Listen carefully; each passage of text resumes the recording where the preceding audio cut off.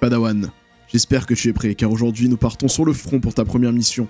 Nous devons contrer les séparatistes sur Geonosis et récupérer une plateforme stratégique pour la République. Alors surtout, suis-moi et que la force soit avec toi. Et bonjour à tous, c'est Zachem pour Entre-Rollist et aujourd'hui je vous propose de découvrir un guide de période pour Star Wars Edge, l'ascension des séparatistes, qui vous permettra de jouer dans la guerre des clones. Je vous propose qu'on perde pas plus de temps et qu'on découvre le contenu de ce supplément.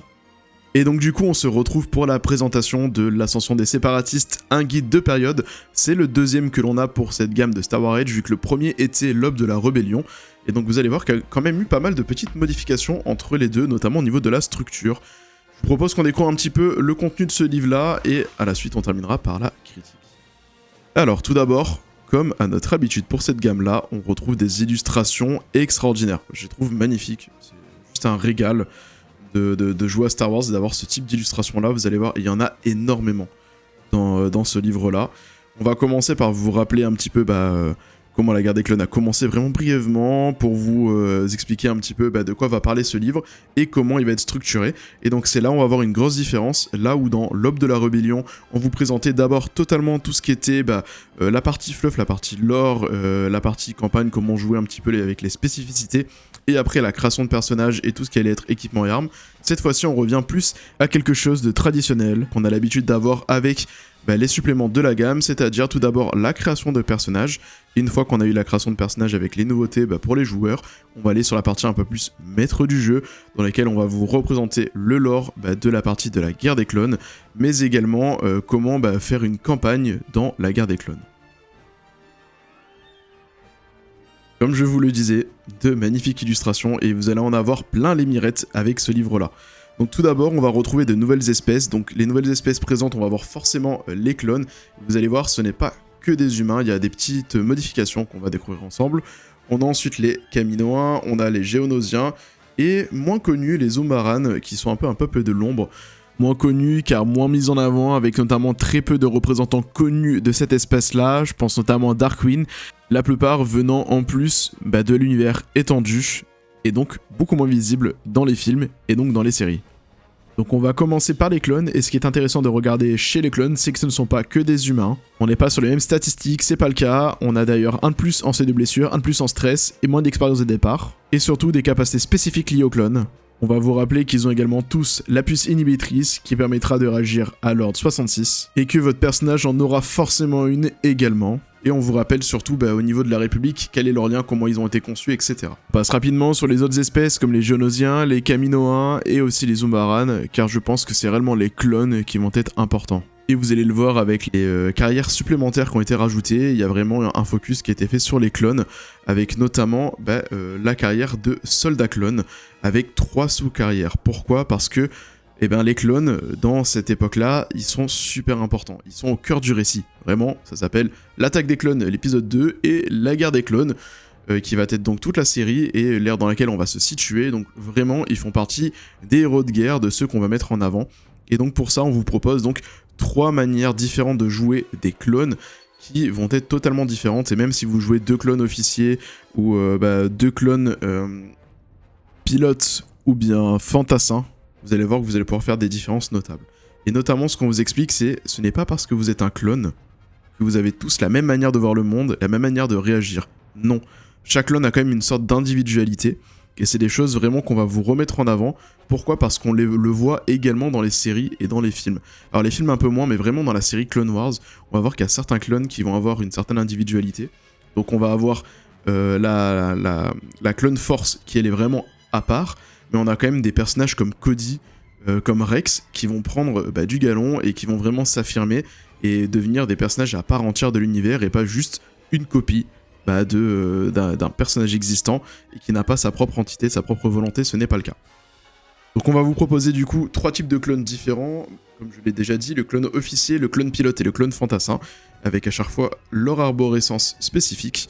Ça ne veut pas dire que vous ne pouvez pas jouer autre chose avec vos clones. Si vous avez d'autres suppléments, vous pouvez forcément les faire jouer dans une carrière d'un autre supplément, mais ici on voulait mettre l'accent sur ce qui est le plus présent dans cette période d'ère, qui est la guerre des clones. Petite mention intéressante sur cette partie, il n'est pas obligatoire de jouer une carrière de clone avec un clone, et d'ailleurs, Petite subtilité, je n'ai pas vu de mention comme quoi, pour jouer une carrière de clone, il fallait obligatoirement être un clone. Alors cela va de soi si on veut respecter l'ère, mais cela veut dire aussi qu'on peut jouer ce qu'on veut avec un personnage clone, voire même qu'on peut jouer dans un univers un petit peu alternatif, où il y aurait d'autres clones, d'autres types d'espèces ou d'autres personnages dans l'univers de Star Wars. On va y retrouver aussi donc pour le Jedi deux nouvelles carrières, le Padawan et le Chevalier Jedi. D'ailleurs on vous explique que pour être chevalier, eh bien il faudra d'abord avoir un certain nombre de points de force, donc du coup vous allez commencer Padawan potentiellement, et donc on vous explique un petit peu comment on va passer de Padawan à chevalier avec chacun son arborescence ici présente. On retrouve aussi un élément très intéressant, le paria de la force. Pourquoi ? Parce que pendant la période de la guerre des clones, on a énormément de changements en fait d'alignement au niveau de certains personnages.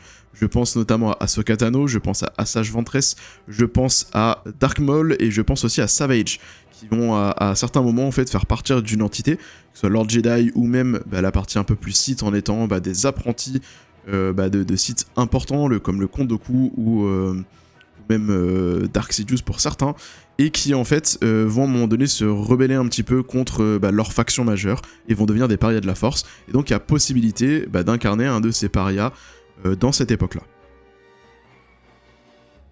On a aussi les officiers de la marine républicaine, car oui, avant l'arrivée des clones, il y avait quand même un semblant d'armée de la République, même s'ils n'avaient pas la puissance de frappe qui a permis d'avoir l'armée des clones, et donc on va vous permettre de jouer ce type de personnage-là, et vous verrez, il y a des côtés intéressants, parce qu'en fait, cette marine-là, c'était un peu l'armée qui était présente, les forces armées, et elles ont été totalement balayées en fait, c'est pas eux les héros, c'est pas eux qui vont aller vraiment sur le champ de bataille, ils vont être beaucoup pour du ravitaillement, et certains ils sont pas forcément contents de la situation parce que déjà on a mis des commandants, on a bypassé toute la hiérarchie, on a mis des Jedi en tant que commandants, et surtout c'est les clones qui vont être sur le front, qui vont vraiment briller au combat, et pas forcément cette armée là qui était déjà existante.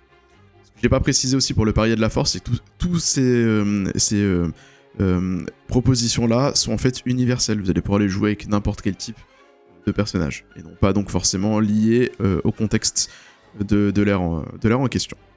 On a les représentants de la République qui eux vont être importants. Pourquoi ? Parce qu'à cette époque-là, la politique est très très poussée, contrairement à ce qui pourrait exister dans la trilogie originelle. Donc vraiment dans cette époque-là, on va pouvoir avoir des scènes totalement orientées autour de conflits politiques. Si on regarde la série Clone Wars, on a énormément d'épisodes où il y aura uniquement Padmé. Il y a aussi des épisodes où on envoie des Jedi pour aller accompagner des sénateurs ou des représentants de la République comme Satine. Et donc cet aspect-là pourra être utilisé. Pour cela, on vous propose du coup les représentants de la République qui seront différents de ce qui est proposé dans notamment l'ère de la rébellion. On a aussi les récupérateurs parce qu'on va avoir des planètes qui vont être liées à énormément de conflits qui vont être détruites, et donc des personnages vont être là pour essayer de récupérer des choses et faire un peu leur marché. Moi je pense à Watto quand je vois cette illustration là sur Tatooine qui va démanteler des droïdes, récupérer des vaisseaux, les démanteler pour essayer de faire son commerce et en fait essayer de survivre dans cet univers un peu hostile, surtout à une période de guerre.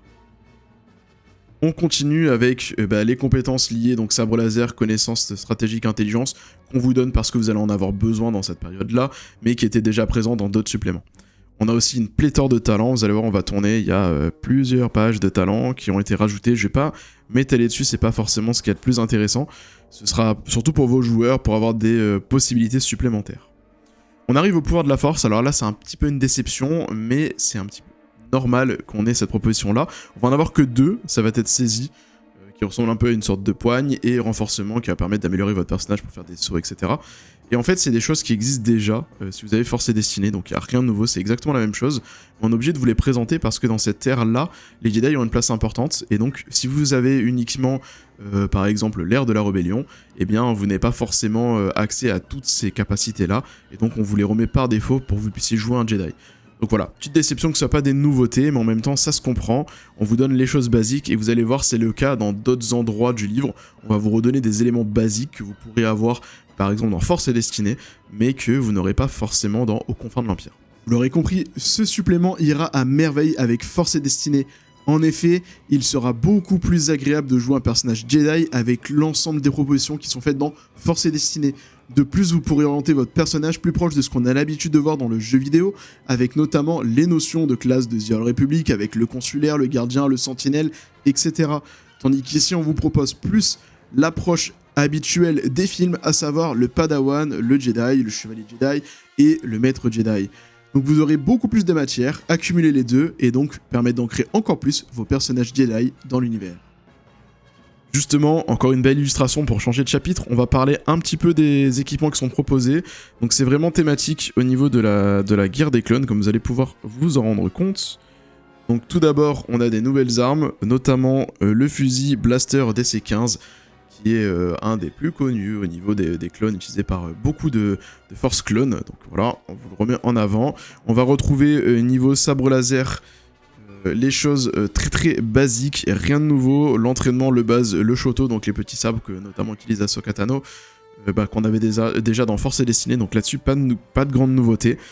Et par contre, côté armure, là, il y a pas mal de choses, dont notamment l'armure Arc phase 1 et l'armure clone phase 1, qui sont mises en avant forcément pour pouvoir jouer des personnages clones. Et on a aussi l'armure clone de récupération qui est proposée pour ceux qui auraient tué des clones et qui voudraient récupérer des morceaux de l'armure pour faire leur propre armure, leur propre vision de ce que pourrait donner un personnage avec une armure clone. Au niveau du matériel, on retrouve le respirateur Aqua A99 qu'on voit dans l'épisode 1 lorsqu'ils sont sur Naboo, donc c'est Qui-Gon Jinn et notamment Obi-Wan Kenobi qui vont l'utiliser pour aller voir les Gungans. Et ce qui est intéressant, c'est au niveau des kits, parce qu'au niveau des kits, on va retrouver pour les sabres laser cette fois-ci que des nouveaux kits.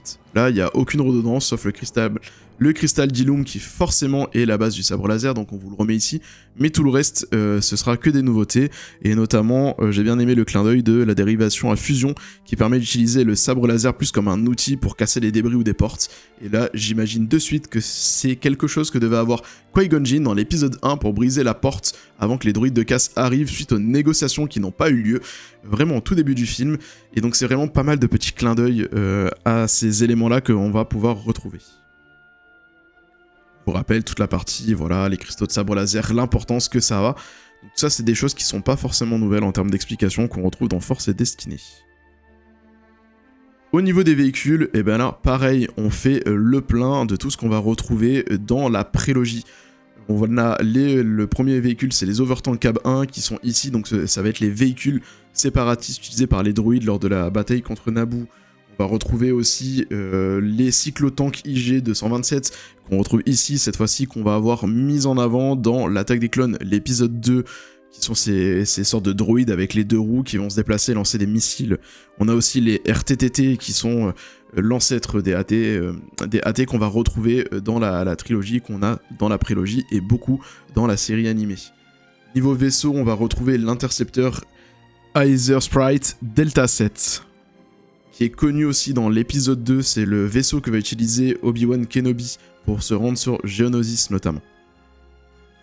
Donc énormément de choses, je passe rapidement parce que l'idée ce n'est pas de passer énormément de temps sur la description de chaque objet mais de vous donner vraiment un aperçu global.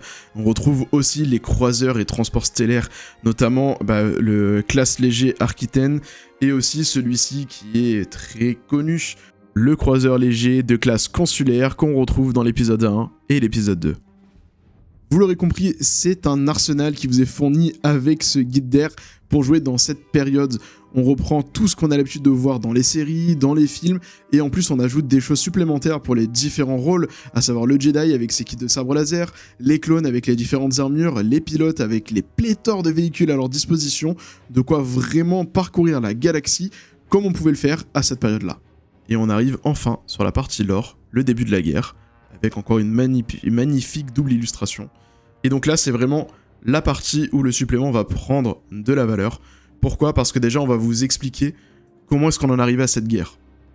Donc on sait très bien que c'est l'épisode 2 vraiment qui est le début de la guerre, et encore l'épisode 1 dans Star Wars va vraiment vous mettre en avant le premier conflit majeur avec Naboo. Mais avant ça, il se passe plein de choses dans la République. On va vous expliquer comment on en est arrivé à cette situation où la République va se scinder en deux camps, avec d'un côté la République et de l'autre côté les séparatistes. Donc c'est vraiment cette partie-là qui va vous introduire à comment on en est arrivé à la menace fantôme, et ensuite, si on avance, à la guerre des clones. Le démarrage de la guerre, comment elle s'est faite, et donc ce qui est intéressant, c'est que forcément ça va retracer des éléments que vous connaissez si vous avez vu les films, en même temps ça va vous rajouter des éléments supplémentaires. Pour ceux qui n'ont pas vu, notamment Clone Wars, on va ici vous présenter un petit peu plus le personnage de Asajj Ventress. Quel est ce personnage qui a œuvré dans l'ombre tout au long et qu'on voit réellement émerger dans la guerre des clones, donc la série, et bien mise en avant par Dave Filoni. On va vous présenter aussi toute la partie de la République, comment cette grosse juridiction fonctionne, comment elle en est arrivée à être nécrosée de l'intérieur, comment est-ce que les différents départements fonctionnent entre eux. Et donc ça c'est vraiment un point super intéressant parce qu'autant on a de la vision en fait qui nous est apportée par les films, par les séries, autant cette fois-ci on va avoir une description de chaque entité, on va pouvoir rentrer réellement dans le détail. Et donc à chaque fois on va vous expliquer comment va fonctionner aussi le Sénat avec les différentes factions, et on va à chaque fois vous donner un Némésis. Ici donc on va avoir Padmé pour cette partie-là, et donc c'est intéressant parce que vous allez pouvoir l'exploiter. Et vous le verrez à la fin, les Némésis sont une part importante de ce supplément-là. On arrive après à Lord Jedi. Quel a été le fonctionnement de Lord Jedi dans cette république-là? Comment elle s'est retrouvée aussi à la tête de l'armée? Alors que certains Jedi prônaient pour justement la paix, le fait d'être les garants de la paix et non pas d'être des généraux pour aller à la guerre. Pourquoi est-ce que certains maîtres Jedi ont accepté de devenir des commandants de l'armée? Et comment est-ce qu'ils ont pu mener des guerres et en fait se détourner pour certains même de leur but principal de méditation, de compréhension de la force? Et donc là pour cette partie-là, en Némésis on va vous mettre en avant forcément Obi-Wan Kenobi. On va retrouver cette fois-ci la grande armée de la République, comment est-ce qu'elle a été construite, les fameux clones, et après on arrive sur la marine républicaine, donc cette fameuse force militaire qui était présente avant même la création des clones, avant même que le conflit existe, et qui va se retrouver, malgré elle, un peu reléguée à un second plan, où les généraux vont être généralement des Jedi, les héros vont être les clones, et eux vont beaucoup servir de soutien et de ravitaillement, et donc on va vous expliquer un petit peu des conflits qu'on peut avoir et qu'on pourra exploiter par la suite. On arrive à la part la plus importante, forcément, les systèmes indépendants et la création des séparatistes. Comment on en est arrivé là? Et donc là, c'est un point important de l'histoire, parce qu'il est souvent, moi je trouve qu'il est mal présenté dans la prélogie. En effet, dans la prélogie, on vous dit, la République c'est les gentils, les séparatistes c'est les méchants, et en fait on a des grands méchants qui vont émerger, dont notamment le Count Dooku. Là on vous représente aussi Asajj Ventress, mais en fait c'est pas que blanc et noir, la République, c'est pas que blanc et noir les séparatistes, c'est des nuances de gris, et c'est quelque chose que Dave Filoni a vraiment réussi à embarquer dans la guerre des clones, dans sa série. En fait, on va parfois retrouver des conseils de séparatistes, où en fait, il y a des gens, ils sont pour la paix, ils sont contre la guerre, c'est juste que c'est des oubliés. La République est centrée autour principalement des planètes du noyau de la galaxie, et ceux des bordures extérieures sont un peu les oubliés, un peu les rebuts de la société, et en fait c'est des personnes qui se soulèvent, qui en peuvent plus d'être oubliées, d'être attaquées par des pillards, qui n'ont pas forcément pour certains accès à la nourriture ou autre, à la protection en fait. Ils ont vraiment une dépendance à la République, et la République ne les soutient pas, les oublie dans la plupart des cas, et donc en fait ils en ont marre, et c'est vraiment cette montée-là progressive de révolution qui va émerger dans cette République-là, dans cette galaxie, et c'est quelque chose qui est totalement passé à côté, où dans la trilogie on va vous présenter principalement les grands méchants, ça va être la fédération du commerce, les clans bancaires, les assureurs, voilà, tous ceux que déjà dans la vie réelle parfois ça peut être compliqué, mais en plus voilà, on met l'accent sur c'est les méchants. Il y a les Géonosiens qui se retrouvent au milieu, on sait pas trop, alors que les Géonosiens sont super importants, c'est vraiment eux qui vont être moteurs de la création de cette armée de droïdes bien avant les conflits. Ils vont déjà créer des nouvelles armes de guerre, notamment les futurs plans de l'étoile de la mort, qui vont être récupérés à la fin de l'épisode 2 et qui vont servir par la suite pour la trilogie qui va être utilisée par Dark Sidious. Et donc vraiment cet aspect-là, ici on va vous le remettre en place, on va vous le représenter, et on va aussi vous présenter toute la partie militaire, parce qu'on voit principalement dans les films des personnages importants comme le général Grievous, mais il n'y a pas que lui en fait. Il n'y a pas que lui, et il y a énormément d'autres personnages qui prennent le devant de la scène dans la guerre des clones. Et donc c'est tout ça qu'on va vraiment vous représenter et passer en revue, et c'est vraiment très intéressant de le présenter de cette manière-là, surtout pour ceux qui n'auraient pas vu les séries, et on approfondit même un peu plus ce qu'on nous présente dans les séries et dans les films. On arrive ensuite au monde en guerre, donc là on vous présente certains mondes, il y en a d'autres, et après on va faire le focus sur certains comme Geonosis, et donc là on est dans le schéma classique de ce qu'on a pour ce type de supplément, avec présentation de la planète, les lieux importants, un petit peu d'histoire, et derrière on vous donne une petite rencontre modulaire, donc c'est une petite quête qui va durer pour une session sur cette planète-là pour vous donner des éléments de choses que vous pouvez faire en exploitant la planète. Donc on va avancer dans les différentes planètes, on a Kamino forcément, le foyer des clones, on va avoir aussi Naboo normalement si je dis pas de bêtises, voilà, Naboo, qui est un point important.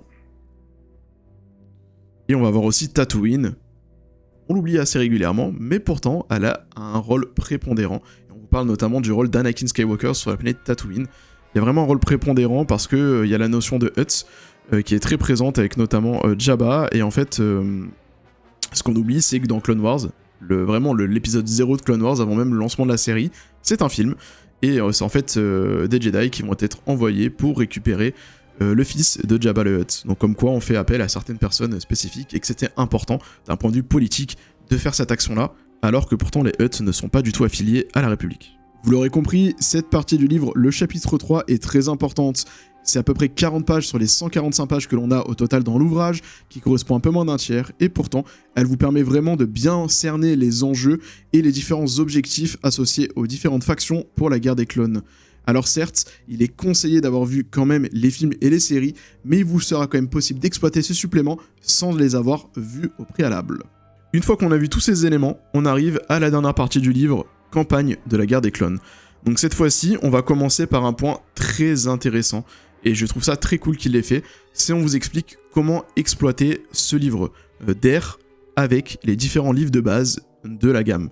Donc vous allez avoir un petit texte pour la partie Force et Destinée, et vraiment je pense que c'est le meilleur livre de base pour jouer avec ce supplément-là. Pourquoi ? Parce que on a envie de jouer des Jedi en fait, hein. On est dans la guerre des clones elle brille par ses padawans, ses chevaliers Jedi, ses maîtres Jedi qui vont partir en guerre et faire des missions, et donc forcément on va vouloir avoir des groupes avec potentiellement un padawan à la tête, un Jedi qui va mener une escouade de clones pour aller reprendre une planète, reprendre des éléments stratégiques pour cette guerre des clones. Mais ce n'est pas tout, parce que le deuxième supplément le plus intéressant à mes yeux sera l'ère de la rébellion, le deuxième qu'on vous met ici. Pourquoi ? Parce que là, cette fois-ci, vous allez pouvoir exploiter tout ce supplément-là pour jouer des escouades de clones. Et quand je dis escouade de clones, je pense à République Commando. Donc le jeu vidéo qui était sorti dans les années 2000 où on jouait une escouade de clones. Et c'est vraiment cette notion-là de petits groupes envoyés, de spécialistes pour réaliser une mission particulière telle des Bérets Verts, qui vont aller reprendre des points stratégiques sensibles pour la guerre des clones. Mais le dernier qui n'est pas oublié, c'est forcément aux confins de l'Empire, et là cette fois-ci on peut jouer des choses très très cool. On peut soit jouer des pirates, tout simplement parce que les pirates ont une part belle et très importante dans la guerre des clones, mais surtout on peut aussi jouer des insurgés, et là je pense notamment à Saw Gerrera sur sa planète. Il y a tout un axe de l'histoire qui est basé sur lui, sur comment il a repris sa planète, avec les premiers groupes de la rébellion qui vont pouvoir se monter. Donc je pense à cette planète, à Saw Gerrera, donc à cet axe-là. Je pense aussi à Rylot, la planète donc du coup Rylot, où on va pouvoir jouer des petits groupes insurgés qui vont se rebeller contre les séparatistes pour essayer de récupérer leur liberté et leur territoire. Et donc il y a vraiment une possibilité de faire quelque chose de très sympa, sans forcément inclure de Jedi ou même de clones dans cette ère-là.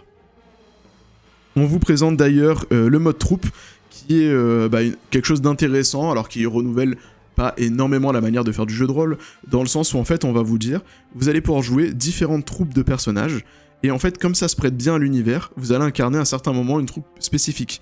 Par exemple, des Jedi et des diplomates, donc on va avoir des Jedi qui vont aller accompagner des diplomates de la République pour une mission, puis on va changer de scène, on va arriver à un moment où on va jouer les soldats clones, on va tous jouer nos clones, parce qu'en fait il va y avoir une attaque qui va être faite à un autre endroit, et donc on va avoir une scène qui va s'y dérouler, puis on va changer, on va jouer les pirates, parce que cette fois-ci il va y avoir les pirates qui vont avoir une autre scène.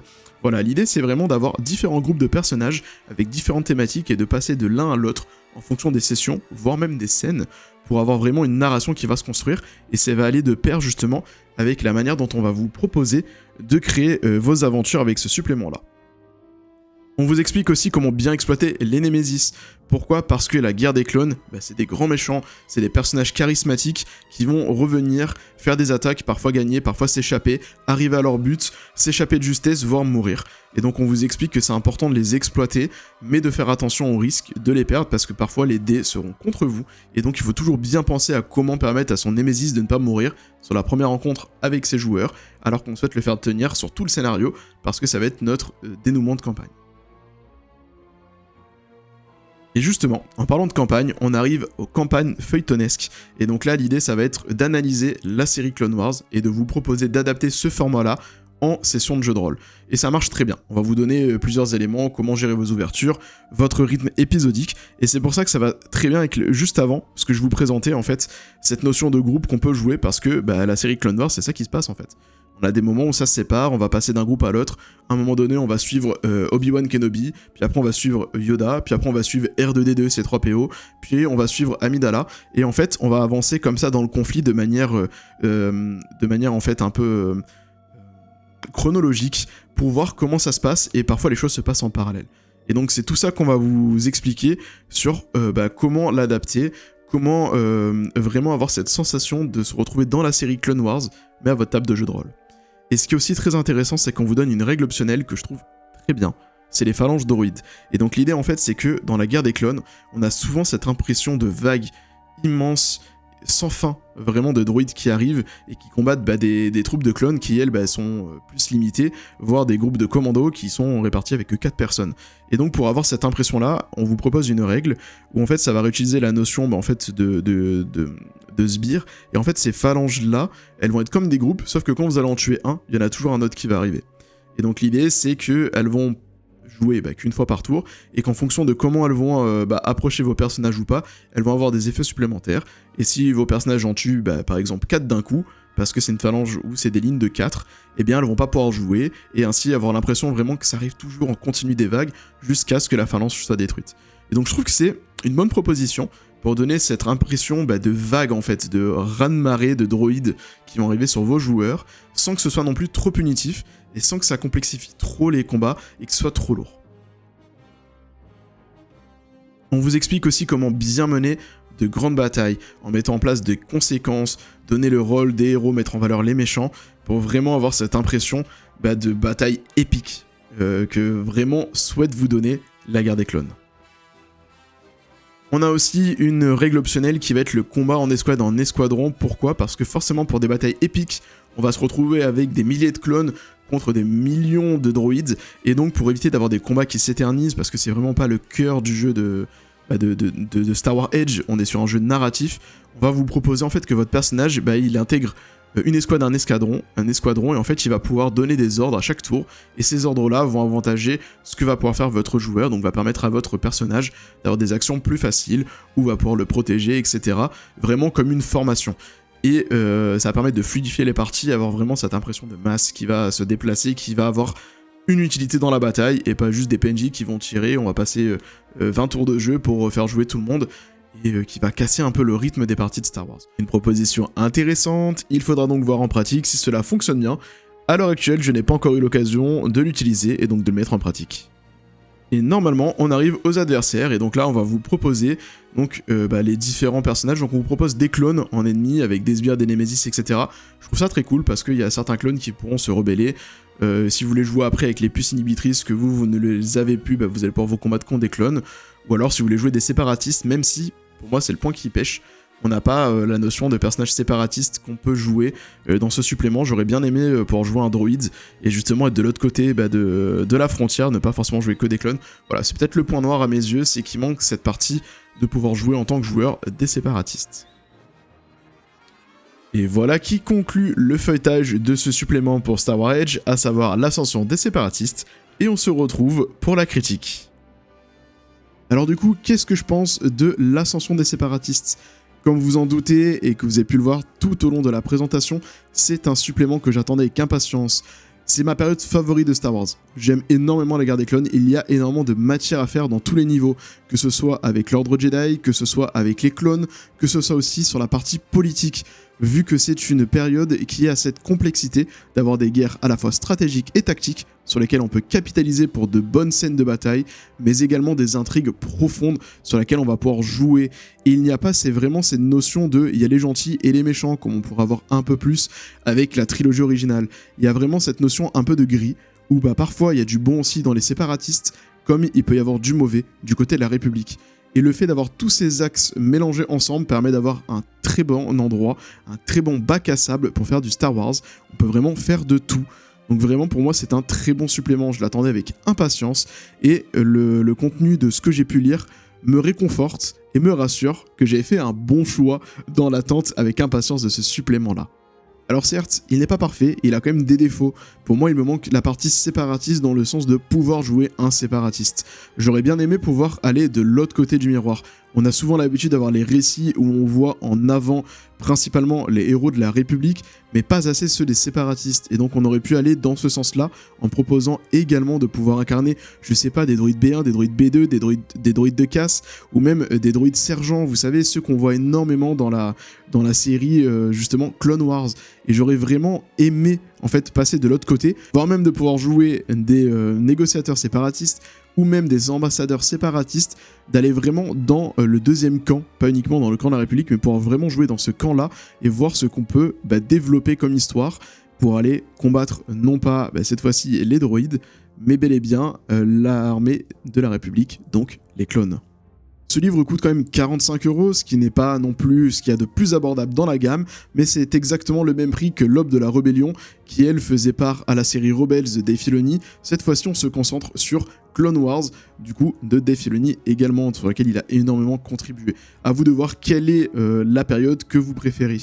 Cependant, on garde vraiment la qualité habituelle de la gamme avec ses illustrations incroyables.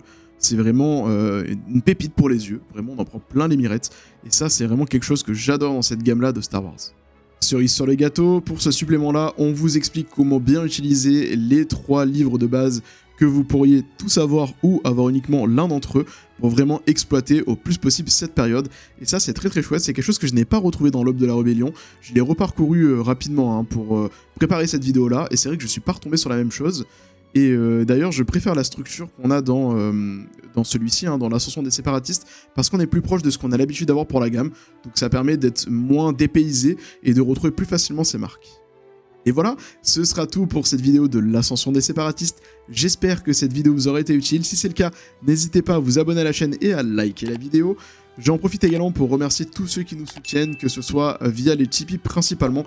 Merci à vous, car sans vous, la chaîne ne pourrait pas exister. Donc merci d'être présent et de faire partie de notre communauté.